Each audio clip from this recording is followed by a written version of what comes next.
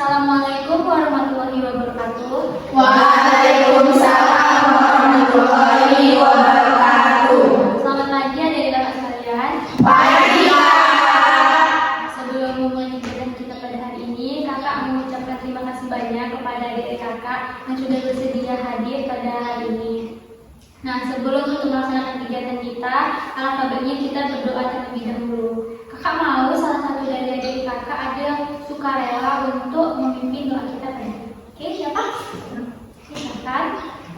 Baiklah, sebelum memulai kegiatan kita pada pagi hari ini, alangkah baiknya kita membacakan doa terlebih dahulu. Berdoa dulu. Doa selesai.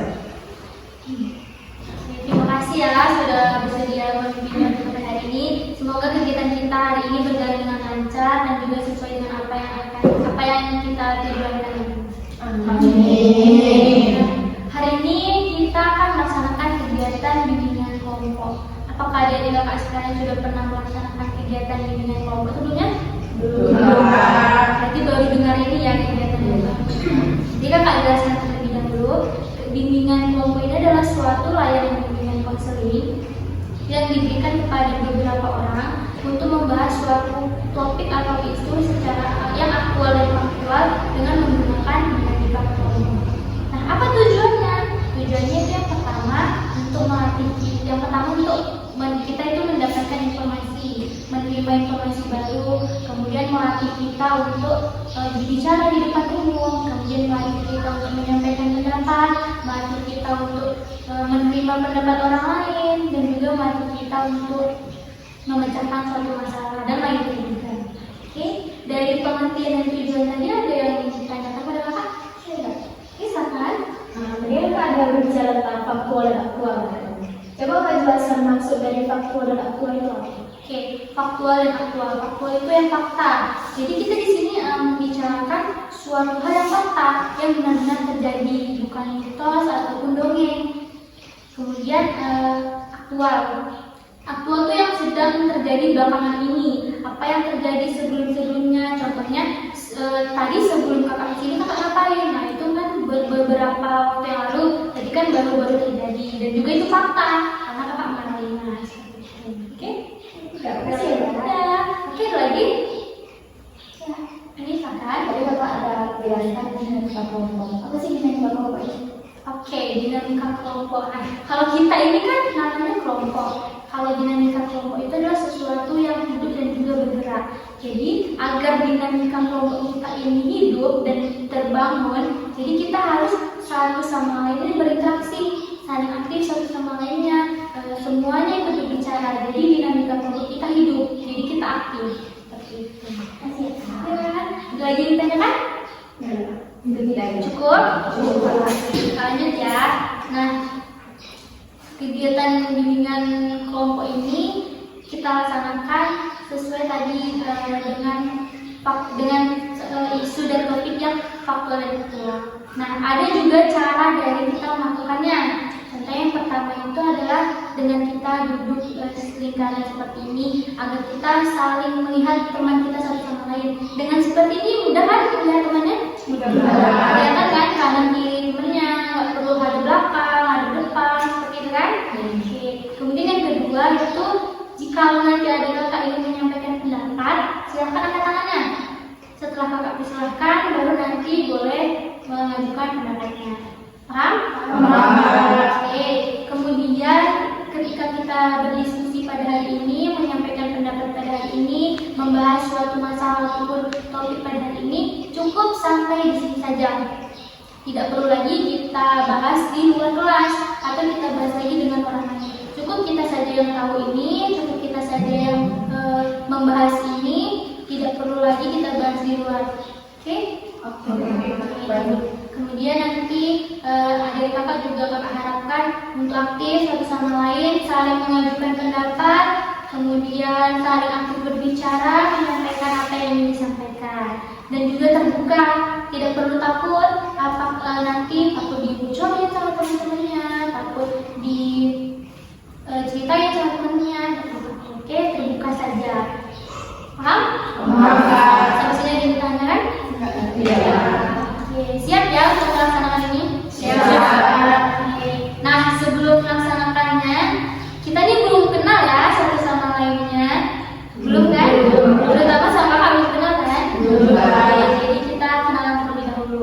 Oke, kita kenalannya, menyebutkan nama lengkapnya, kemudian nama panggilannya. Kita mulai dari sana. Contohnya yang ditunjuk namanya? Perkenalkan, nama saya Rizky Herawati. Saya biasanya dipanggil Hera. Oke, nanti waktu Hera menyebutkan namanya, kemudian nama panggilannya, kita langsung bilang, halo Hera, gitu. Bisa ya? Bisa. Oke, boleh diulangi Hera? Ya, perkenalkan, nama saya Rizky Herawati. Saya biasanya di sehari-harinya dipanggil Hera. Halo Hera dari kelas berapa? Dari kelas 12 hingga 1. Oke, Hera selanjutnya. Baiklah, perkenalkan semuanya, nama saya Adi Wijananta. Panggilan saya sehari-hari Adi. Oke, halo. Dari kelas? Sama kak, dari kelas 12 nih sama juga. Selanjutnya. Perkenalkan, nama saya Raisa, biasanya dipanggil Ais. Halo.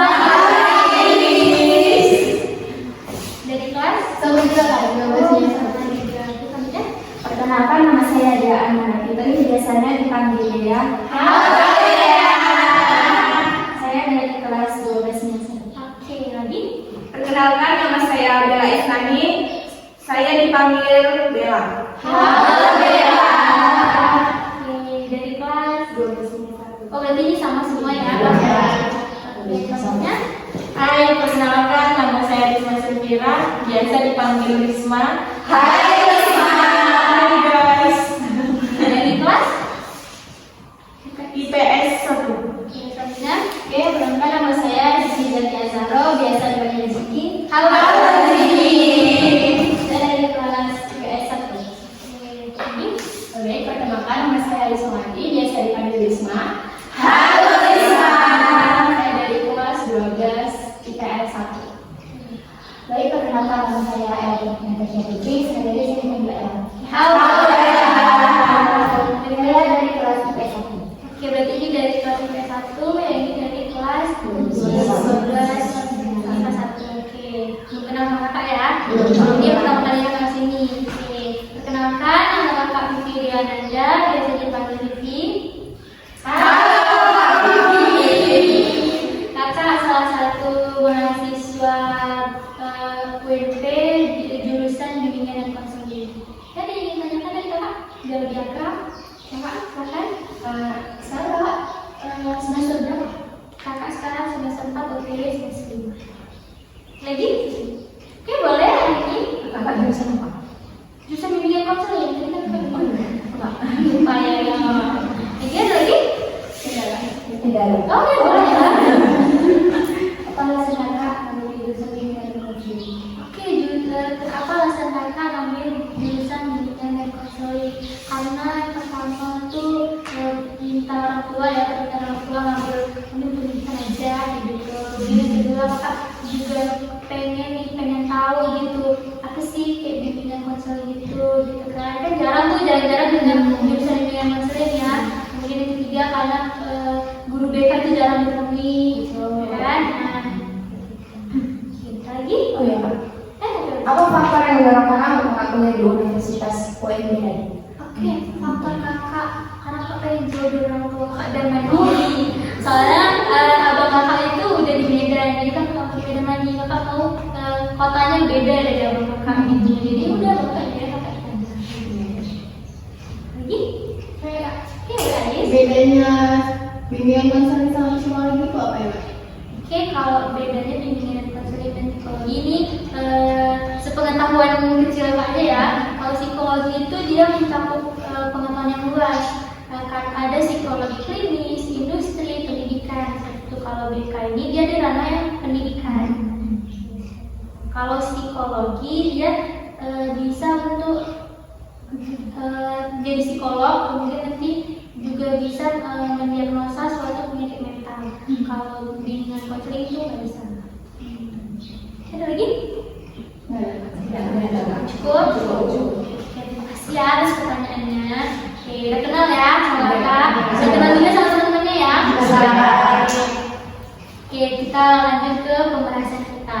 Tadi kakak kita membahas yaitu kita akan melaksanakan kegiatan bimbingan kelompok, yaitu adalah suatu layanan dari bimbingan konseling yang diberikan kepada beberapa orang yang membahas suatu topik atau isu yang fakta dan juga hangat belakangan ini yang menggunakan dinamika publik. Nah, topik yang kakak angkat pada hari ini isunya yaitu tentang bullying. Ada kakak lihat di salah satu media sosial kakak beberapa belakangan ini ada kasus bully yaitu siswa SMK, dia depresi kemudian bunuh diri. Ternyata setelah diusut-usut dia itu sudah mengalami bully itu dari sejak kelas 1 SMK, sudah 3 tahun dia merasakan itu. Nah, bully ini seperti ia disuruh mengerjakan tugas teman-temannya, kemudian disuruh teman-temannya. Nah, dari yang kakak ceritakan tadi, apa yang terlintas dari pikiran adik-adik kakak mengenai kata bully? Aku boleh menjawab. Mungkin menurut saya bully itu adalah perilaku agresif yang sengaja dilakukan terus juga sering dilakukan untuk mengolok-olok seseorang. Oke, bagus. Itu kegiatan perilaku agresif yang untuk mengolok-olokkan orang lain. Oke, bagus. Lagi, silakan. Ais. Bully itu bisa dibilang satu tindakan pemaksaan dan juga bisa menambah kekerasan. Oke, pemaksaan seperti tadi ya, dia dipaksa untuk mengerjakan tugas teman-temannya. Kemudian kalau dia nggak mau, dia dipaksa dijadikan bahan kekerasan. Oke, lanjut. Oke, dia dulu. Bully itu termasuk meremehkan dan mempermalukan di depan banyak orang. Oke, meremehkan. Terkadang kalau kita ingin meremehkan seseorang, menurut kita tuh biasa aja, tapi kita nggak tahu apa dampaknya dari orang yang kita remehkan itu, kan? Oke, bagus ya dari dia. Lanjut. Oke, Risma. Menurut saya bully itu adalah sebuah tindakan penindasan terhadap seseorang yang lebih lemah. Oke, penindasan terhadap orang yang lebih lemah. Karena kalau dia kuat dia nggak akan dibully, kan? Karena dia pasrah-pasrah aja nih, jadinya dia terus-terusan diejek-ejek, diremehkan. Oke, bagus dari Risma. Lagi? Coba ini. Tadi ingin menyampaikan pendapat ini. Bully itu menurut saya adalah sebuah tindakan kekerasan, baik itu berupa kekerasan fisik maupun kekerasan verbal. Oke, dari fisik ataupun dari kata-kata ya, ejek-ejekan. Tapi yang lebih sering di lingkungan kita itu ejek-ejekan, meremehkan, kemudian apa gitu sih? Mengolok-olokkan. Jadi ada apa yang terlintas dari pikiran ini ketika mendengar kata bully? Suatu tindakan seseorang atau kelompok yang biasa dia sering meremehkan orang yang kelihatannya paling lemah sekali sendiri di kelas itu kan dia lemah, udah ini biasa gitu. Kita sering kayak gitu sih orang yang bully, mereka lemah kalau dia bunuh-bunuh itu sendiri. Bagus. Kadang di satu kelas tuh ada yang kelihatan dia itu kayak yang agak cocok untuk dibully. Jadi kita tuh jadi dia awalnya kita bercanda aja karena dia kelihatan lemah gitu kan. Kita juga nggak tahu apa yang dia rasakan. Oke, siapa yang belum tadi? Yang belum menyampaikan katanya?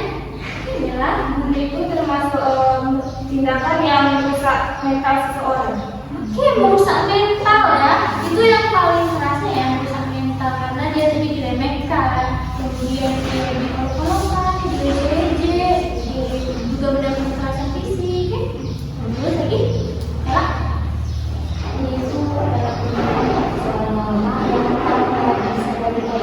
itu bisa mengakibatkan mental, bahkan sampai yang bisa jadi bully. Oke, hubungan ya, hubungan yang tanpa kita sadari yang awalnya kayaknya itu bercanda deh, rumah tahunya malah jadi kayak kemana-mana gitu kan. Udah semua ada lagi belum?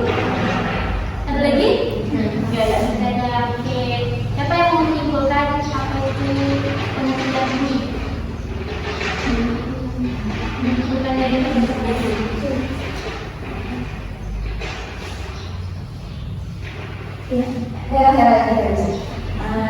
Di sini mungkin tidak terlalu banyak ya, yang saya dapat aja.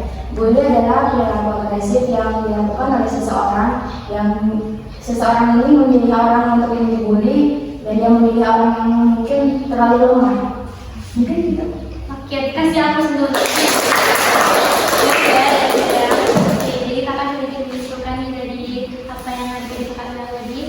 perilaku bully adalah suatu tindakan yang diberikan kepada orang yang lemah dengan tujuan untuk menyenangkan hati si pelaku.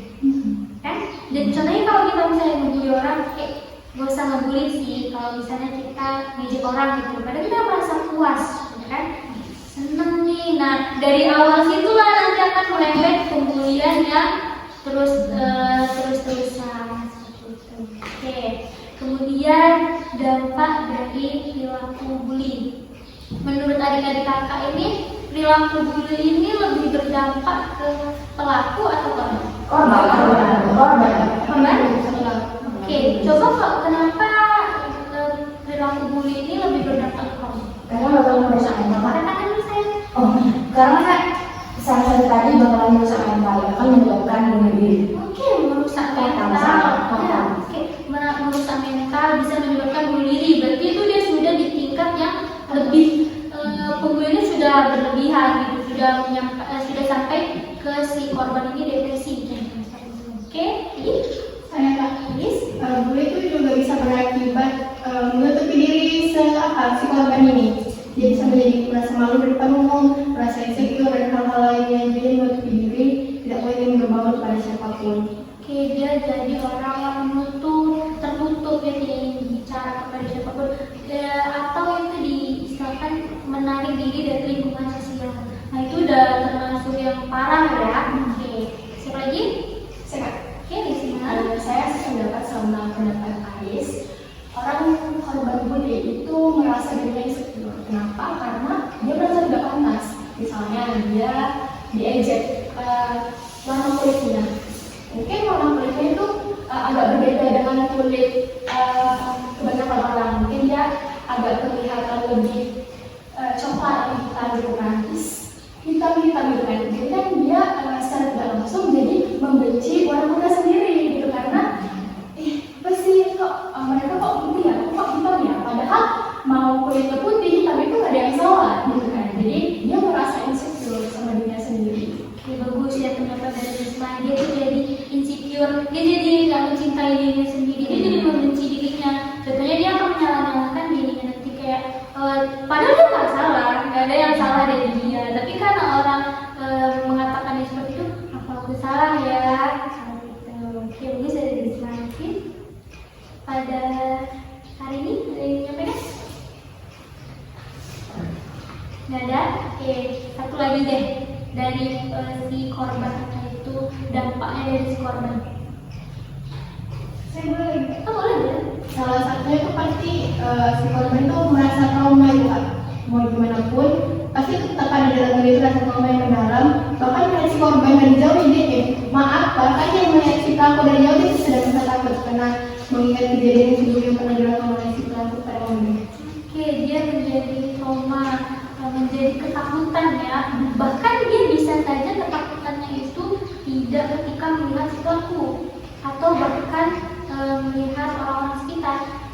Bisa saja ketika dia melihat orang yang melihat suatu kejadian, contohnya dari film, dia melihat itu tentang bully, dia bisa merasa ketakutan sendiri. Dia akan tadi menutup dirinya, menarik diri dari lingkungan sosial, dia juga menyalahkan dirinya, gitu. Oke, jadi Saya boleh. Mungkin karena korban trauma, jadi si korban ini bisa saja menyimpan dendam kepada pelaku ataupun kepada orang-orang yang melakukan tindak bully. Jadi dia ingin membalas dendam kepada si pelaku bully tersebut. Oke, dia menyimpan dendam di dalam hatinya. Dia pasti ada rasa dendam dari diri dia kalau dia itu tidak ikhlas. Pasti yang ikhlas dibully, pasti gak ada kan yang ikhlas dibully. Atau jika dia tidak ikhlas dibully, ya dia mengikhlaskan kejadian itu bahwa kejadian itu sudah berlalu dan tidak akan terjadi lagi. Cuman itu yang akan sulit dari si korban yang mengikhlaskan kejadian yang sudah lewat. Apalagi jika itu sudah menjadi trauma mendalam dari dirinya, yang membuat dia insecure, menarik diri, membuat dia depresi, membuat dia tidak percaya diri, menyalahkan dirinya. Itu akan sangat lama untuk dia mengikhlaskan itu. Oke. Coba pada Jiki, apa yang tersirat dari Jiki, dampak dari korban itu? Pasti kalau udah kena bully itu kan dia kan bakal depresi.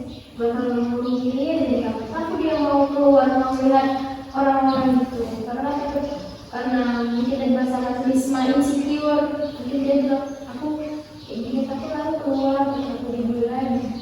Oke, dia menjadi depresi ya, bagus ya. Berarti itu dia sudah sampai ranah ke mental yang perlu dibutuhkan tindakan lanjut gitu ya, tindakan khusus karena dia sudah depresi. Nah, awal dari depresi itu apa? Yang tadi dia merasa tidak percaya diri, dia merasa bahwa dirinya tidak berguna, tidak pantas, menyangkal dirinya, kemudian dia menutup diri, kemudian dia menarik diri dari lingkungan sosial. Nah, itu akan berujung pada depresi. Itulah awalnya. Kemudian yang paling parahnya dari itu adalah bunuh diri. Nah, seperti siswi SMK tadi, dia bunuh diri karena dia depresi. Siapa yang tidak depresi kalau mengalami bully dari kelas 1 SMK sampai kelas 3 SMK 3 tahun dan dia tamat malah mendapatkan itu tadi bunuh diri, rasa ingin bunuh diri dia seperti itu. Dan kita tidak bisa ya menyalahkan 100% orang yang bunuh diri karena kita nggak tahu apa yang dia rasakan itu apa.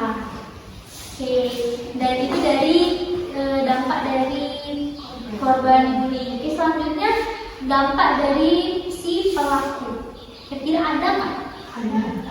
Ada? Oke, coba Bella. Dampak dari pelaku itu seperti pelaku itu dampak pelaku itu punya dendam pribadi sama korban sehingga pelaku ingin menjelek-jelekkan korban agar mental korban itu lemah, sehingga kalau mental korban lemah si pelaku makin enak membuat mental si korban ini jatuh. Oke, dia juga menyimpan dendam pastinya ya. Jadi semakin ia membuli, bisa saja dia semakin punya dendam, atau dari faktor-faktor manapun dia jadi banyak dendamnya, atau bisa saja dia menyimpan dendam pada seseorang tapi melakukannya kepada orang lain.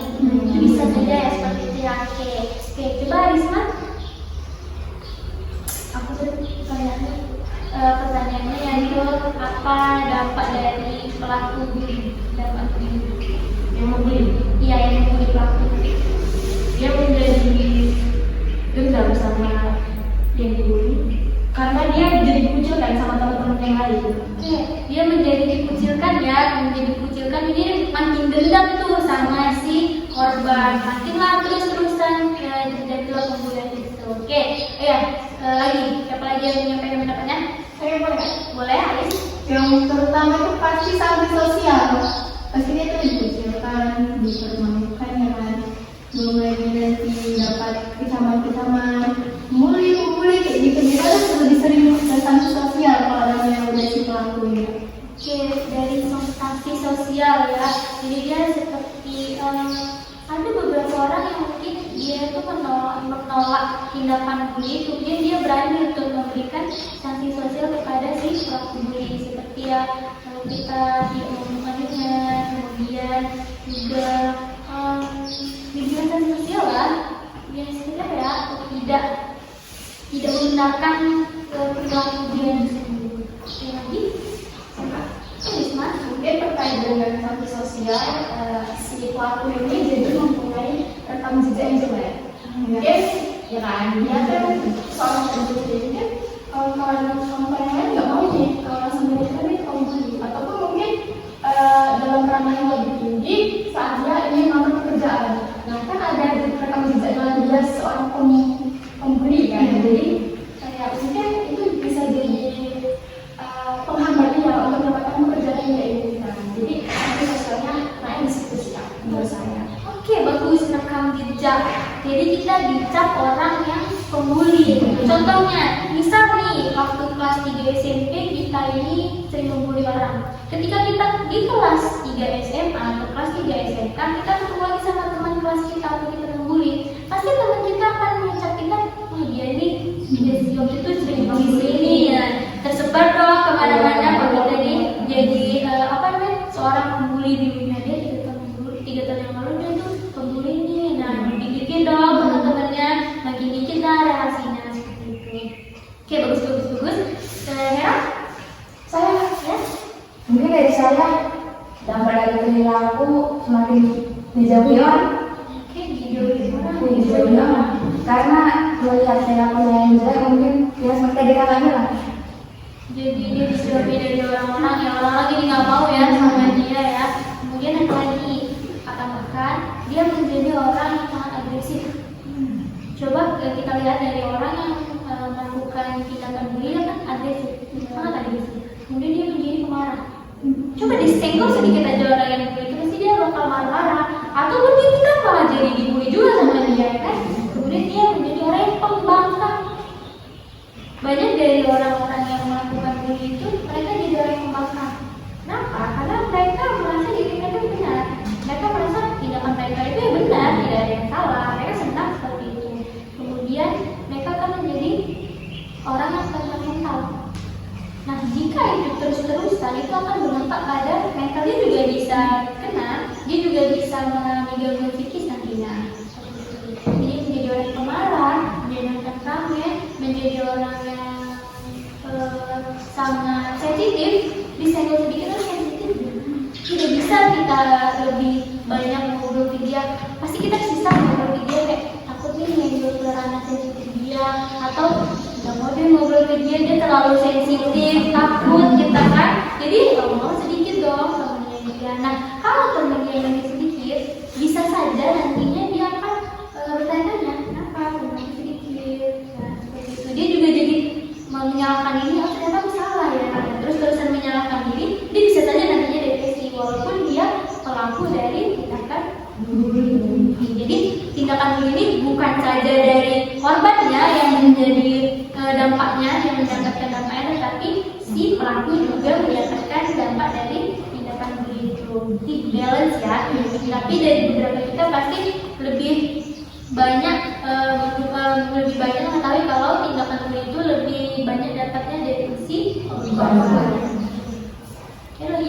Saya boleh nambahin sedikit boleh? Pastinya itu dari si pelaku nih, dia pasti memiliki sifat play victim, yang dimana dia membalikan kebenaran.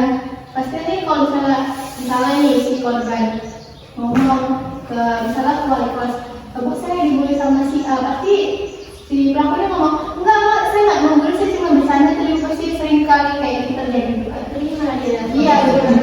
Oke, dia jadi play victim ya, itu sudah banyak sih pasti gitu. Dia jadi menyalahkan temannya lagi, melemparkan kesalahannya kepada temannya lagi. Ini bu sebenarnya ini enggak bu dia duluan gitu. Jadi play victim ya. Oke, lagi.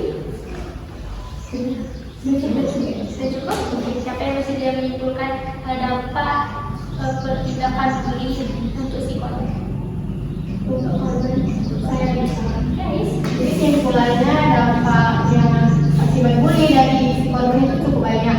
Yang pertama pasti depresi, yang kedua dia mengalami trauma, yang ketiga dia pasti menutupi diri, pasti yang ketiga ada rasa dendam, dan bisa juga berbunuh diri.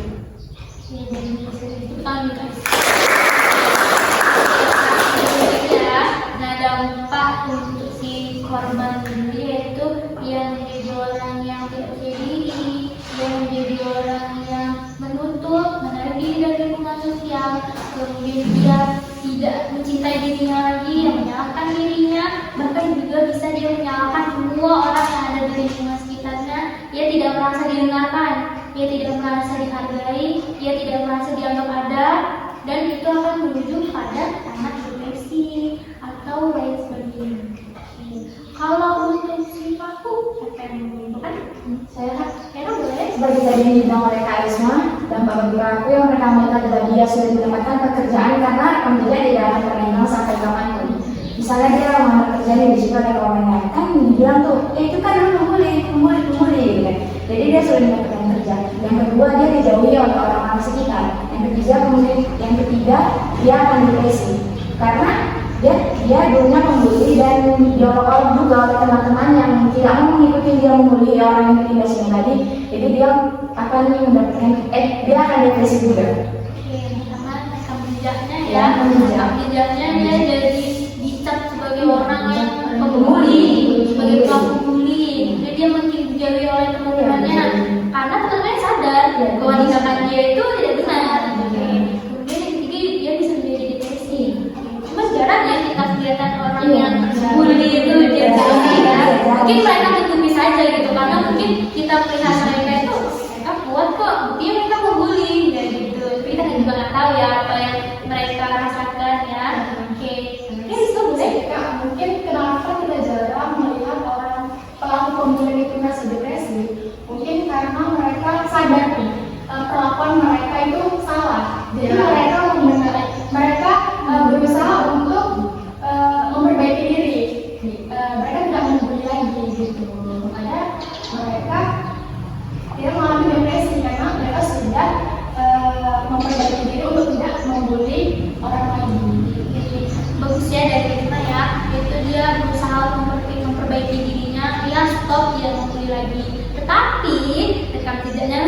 itu yang susah dihilangkan. Dan sama seperti si korban juga, rekam jejak yang ada di memori dia itu tidak akan bisa hilang sampai kapanpun. Itu bagian dari masa lalunya. Itu akan hilang ketika dia sudah mengikhlaskan apa yang sudah terjadi.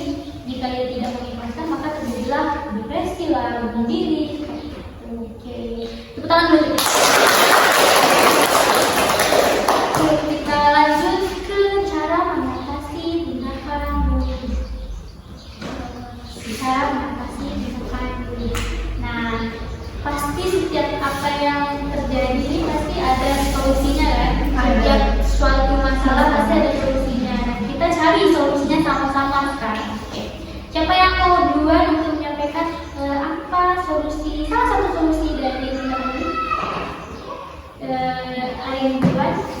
Jawabannya karena saya dulu sempat pernah menjadi korban waktu SD, jadi jawabannya adalah untuk mencegah bullying ini adalah menanamkan keberanian ke diri sendiri. Oke, menanamkan keberanian dalam diri sendiri. Jadi kalau kita berani, pelaku mungkin nggak akan berani untuk melakukan semen diri sendiri. Dan itu sudah saya terapkan dan berhasil. Jadi kelihatan ya, ini sekarang tuh menjadi kelihatan seperti orang yang lebih kuat, lebih berani. Oke, bagus ya. Dia jadi dorongan. Ya, aku gak cocok tuh dibully-bully. Ngapain aku dibully-bully? Nah, rasa tidak terima itu juga akan mendorong kita untuk melawan. Bagus. Dengan cara berani, tegas ya dengan si pelaku bullying lagi. Oke, Risma. Mungkin untuk solusi untuk mencegah perilaku bullying ini, kita speak up. Kalau kita nggak ngomong, kalau kita nggak speak up kan nggak tahu gitu kan. Tapi banyak orang-orang yang nggak berani speak up gitu, ya kan? Jadi sampai kapan kita mau diem aja? Ada teman kita yang dibully kita diem aja, ada seseorang yang dibully kita diem aja gitu kan. Jadi gimana bisa pembulian itu berhenti tapi nggak yang tahu gitu kan? Jadi kita harus berani speak up gitu, karena kekerasan itu bukan hal yang dinormalisasikan, bener nggak? Betul. Jadi kita harus speak up, apa yang salah kita harus berani menentang gitu. Speak up. Kita harus berani bilang ke orang kalau tindakan itu nggak benar. Tapi ada tapinya. Beberapa orang yang melihat ada terjadinya tindakan itu tidak berani untuk melaporkan. Kenapa? Karena dia takut nanti dia akan diancam, diancam juga. Tapi juga ada tapinya lagi. Kalau ia memang yang menanamkan dalam dirinya itu tegas, menurut sikap berani seperti yang ini tadi, dia akan tetap terus membela orang yang dibully itu. Dia akan terus speak up. Nah, bagus ya. Lagi saya menanggapi, saya menanggapi dari Risma tadi, memang benar saya speak up juga kita membutuhkan orang ketiga pembantu kita bagaimana menyelesaikan antara permasalahan si korban dengan pelaku. Kalau misalnya cuma korban dan pelaku yang hanya bertemu pasti juga tidak akan terselesaikan. Bisa saja kita memanggil pihak ketiga seperti wali kelas, guru BP, ketua BK, ataupun bahkan kita bisa ke orang tua yang lebih terlibat dulu. Yang pertama itu kita bilang dulu ya ke orang tua kita, tapi kadang kita juga takut ya bilang ke orang tua kita, karena nanti misalkan kita bermadu gitu ya. Jadi coba kita nanti menyelesaikan dengan orang tua itu dengan guru BK. Kita komunikasikan dengan guru BK, kita laporkan dengan guru BK, dan guru BK tidak akan menghakimi. Guru BK akan membantu kita untuk menyelesaikan masalah antara si korban dengan si pelaku. Lagi? Cara menyampaikan? Tidak ada. Boleh. Mungkin kita bisa menciptakan lingkungan relasi pertemanan yang baik. Kan banyak kan bullying itu kan dilakukan kan kayak antara teman kan. Jadi kayak kita bisa saling menyayangi, saling menghargai lah gitu. Jangan suka-suka kita aja bersikap gitu kan. Kita kan punya sebagai manusia kita punya etika, punya agama kan. Jadi ya bisa lah kita pelan-pelan kita gitu, lebih menyayangi teman kita sendiri dan teman-teman yang lain. Kayak membangun relasi yang positif ya. Bukan berarti kita nggak temenin semua orang. Kita temenin semua orang, tapi kita lebih bijak memilih mana nih yang bisa dijadikan teman yang menjauhi namanya circle ya. Terkadang circle itu yang lebih ya. Oke, ini speak up dari cewek-cewek berarti ya. Ada teman-teman persirkelan ya. Oke, jadi tindakan itu tidak benar ya, sama tidak benar. Kita harus berani speak up, kita harus berani melaporkan, kita harus berani menentang. Kemudian kita harus tegas juga dengan diri kita sendiri, terutama agar tidak menjadi salah satu korban bully. Kita juga harus tegas dengan orang sekitar kita, apalagi ketika kita melihat ada salah satu tindakan bully. Dan juga kita harus merangkul teman kita yang menjadi korban bully. Kita nggak boleh lupa juga sama dia. Nah, dengan cara apa merangkulnya? Kita temenin dia, kita tanya dia apa yang dia rasakan. Pokoknya kita temenin dulu lah, tungguin dulu gitu. Teman kita deket, bahas yang tinggal saja. Nanti jika yang sudah merasa nyaman, mulai merasa nyaman, dia pasti akan terbuka apa yang dirasakan. Nah, disitulah kita akan berterima cerita dia. Tapi dengan tidak menyalahkan pelaku juga, kita dengarkan saja apa yang mereka rasakan. Sebenarnya korban pelaku bully itu hanya ingin didengarkan ceritanya. Biar dia merasa dia dihargai, dia merasa dianggap, dia merasa ada, dan dia merasa dia masih didengarkan oleh orang sekitarnya. Dan dia tidak membenci orang sekitarnya. Oke, jadi kita tadi speak up, kemudian tegas, dan juga membangun relasi yang positif itu bagus ya. Oke, siapa yang mau menyimpulkan kegiatan kita dari awal itu apa pengertian bully ini? Sekarang aja hari ini boleh silakan simpulkan apa tadi perilaku bully itu? Perilaku bully adalah suatu tindakan yang sangat ekstrim yang dapat merusak mental, bahkan dapat menyakiti seseorang hingga berujung merugikan orang lain ya. Oke. Untuk dampak dari korban bully, silakan simpulkan oleh ya.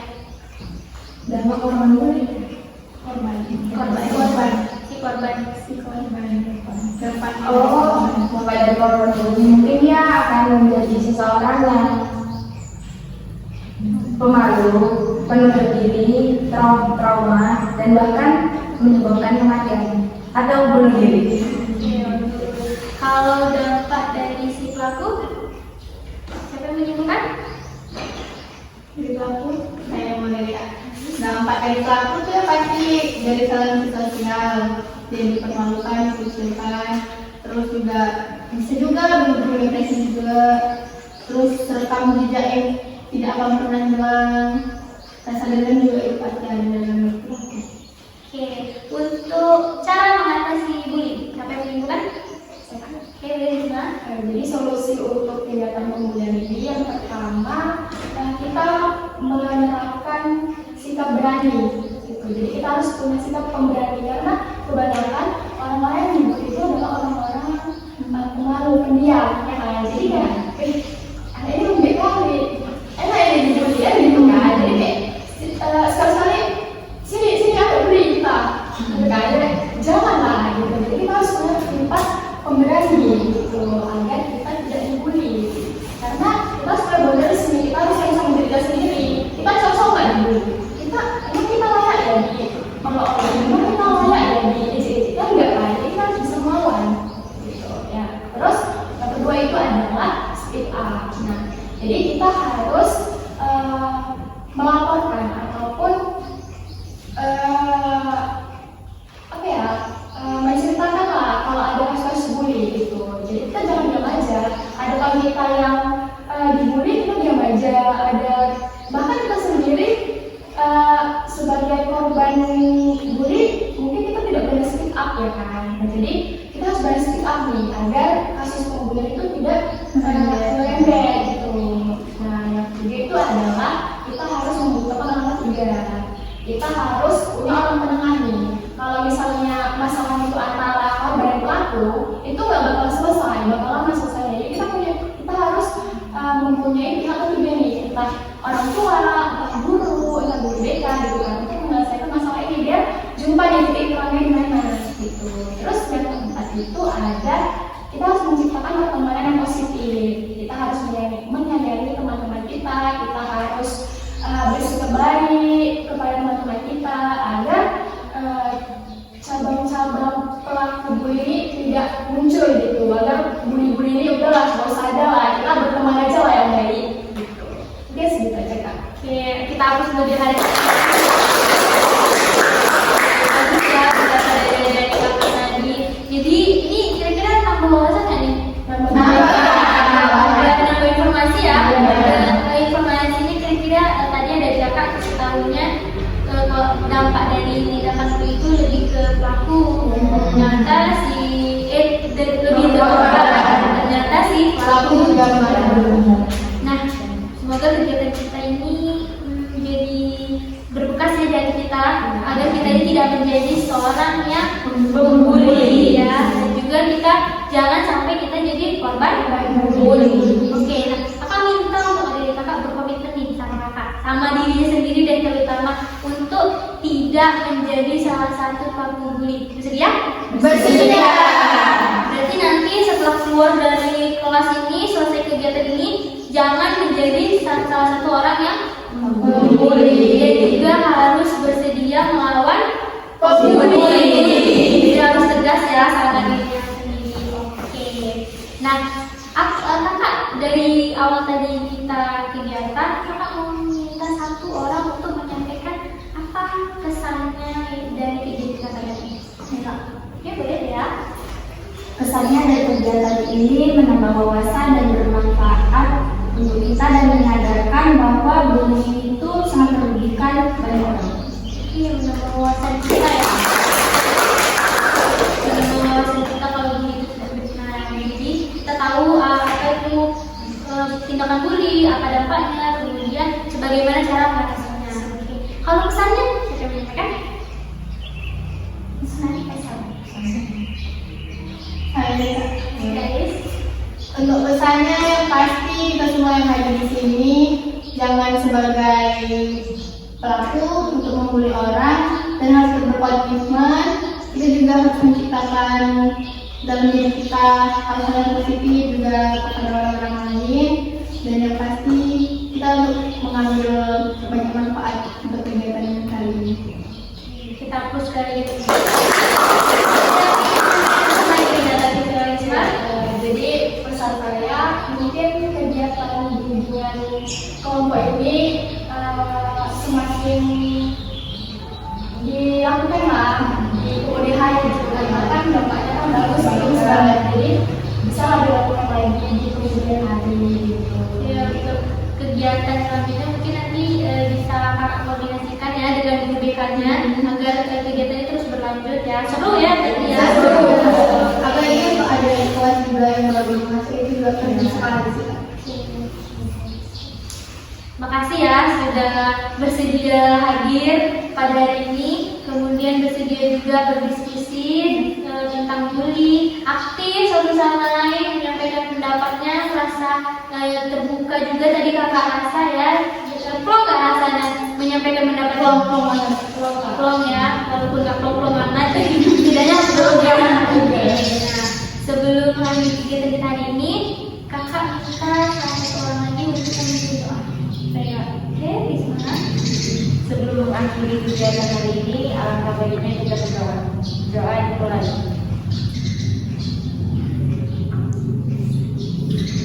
Doa selesai.